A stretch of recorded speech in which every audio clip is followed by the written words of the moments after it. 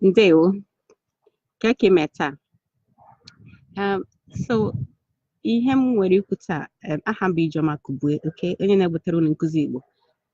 Today, ihe m nwere ikwu ịgwa gị na ị ga-asụnwu Igbo. You can speak Igbo, okay? So don't worry about maybe you've tried before and it hasn't worked out. What you just need to do is to remember why you are learning Igbo, why you want to speak Igbo, okay? It could be because you want to speak with your family, okay?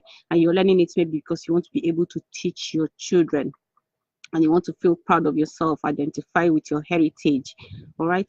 Or you just want to learn an African language, you know, you have African roots and you want to speak it. Just remember, always remembering why you are learning it, that will help you, okay? So, and I know that you can speak Igbo because your brain is really like very adaptable, like plastic, right? So your brain can learn anything you want it to learn, all right? It doesn't matter your age.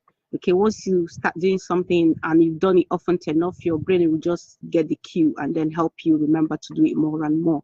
Okay, so you can speak Igbo, just start. All you just need to do is to start.